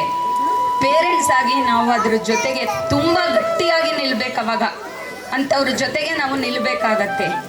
ಸೊ ಇದಿಷ್ಟನ್ನ ನಾನು ನಿಮ್ಗೆ ಹೇಳ್ತೇನೆ. ನಿಮ್ಮ ಮಕ್ಕಳುಗಳಲ್ಲೂ ಯಾವುದ್ಯಾವುದೋ ಕನಸುಗಳು, ಈಗ ಆ ಮಕ್ಕಳು ಇದಕ್ಕೆ ತಿರುಗ್ತಾ ಇರ್ತಾರೆ, ಆಗ್ತಾರೋ ಬಿಡ್ತಾರೋ. ನಾವು ಅವತ್ತು ಅವನನ್ನು ಡ್ಯಾನ್ಸ್ ಕ್ಲಾಸಿಗೆ ಸೇರಿಸ್ದವಾಗ್ಲೂ ಅಷ್ಟೇನೆಯ, ನಾಗ್ಬಿಡ್ತಾನೆ ಅನ್ನೋದು ಆಸೆಯಿಂದ ಅಲ್ಲ, ಸರ್ ಹೇಳ್ದಂಗೆ ಒಂದು ಎಂಗೇಜಲ್ಲಿ ಇಡಬೇಕು, ಮಗು ಒಂದು ಒಳ್ಳೆಯ ರೀತಿಯಲ್ಲಿ ಕ್ವಾಲಿಟಿ ಟೈಮನ್ನು ತುಂಬ ಇದಾಗಿ ಕಳಿಬೇಕು ಅನ್ನೋದು ಆಸಕ್ತಿ. ನಾವು ಬೆಳೆಸೋಕ್ಕೆ ಸಾಧ್ಯನಾ ನೋಡೋಣ ಅನ್ನೋದು ಒಂದು ಇದು. ಈ ಥರದ್ದು ಉದ್ದೇಶಗಳಲ್ಲೇ ಬೆಳೆಸಿದ್ವಿ ನಾವು. ಅದು ಅವನ ಆಯ್ಕೆ ಮಾಡಿದ ಕ್ಷೇತ್ರ, ಅದಕ್ಕೆ ನಮ್ಮ ಬೆಂಬಲ ಇದೆ. ನಿಮ್ಮಗಳಲ್ಲೂ ನಾನು ಇದಷ್ಟನ್ನೇ ಕೇಳ್ಕೊಳ್ತೀನಿ, ಆಸ್ ಎ ಪೇರೆಂಟ್ಗಳಾಗಿ ನೀವುಗಳು ತುಂಬ ಪ್ರೆಷರ್ಸ್ ಹಾಕಬೇಡಿ. ಹೌದು, ಹೊರಗಡೆ ಒತ್ತಡಗಳು ಇದ್ದವಾಗ್ಲೂ ಇಲ್ಲ ಸಮರ್ಥವಾಗಿ ಸಾಧಿಸ್ಬೋದಾ ನೋಡು, ಯೋಚನೆ ಮಾಡು, ನಿನ್ನದು ಆಯ್ಕೆ ಅಂತ ಬಿಡಿ, ನೀವು ಅವರ ಜೊತೆ ನಿಲ್ಲಿ. ಇಷ್ಟನ್ನು ಹೇಳಿ ನನ್ನನ್ನು ಇಲ್ಲಿ ಕರೆದಿದ್ದಕ್ಕೆ ಚಂದ್ರಶೇಖರ್ ಸರ್ಗೆ, ಮಮತಾ ಮೇಡಮ್ಗೆ ಮತ್ತೊಮ್ಮೆ ಧನ್ಯವಾದಗಳನ್ನು ಹೇಳ್ತೇನೆ.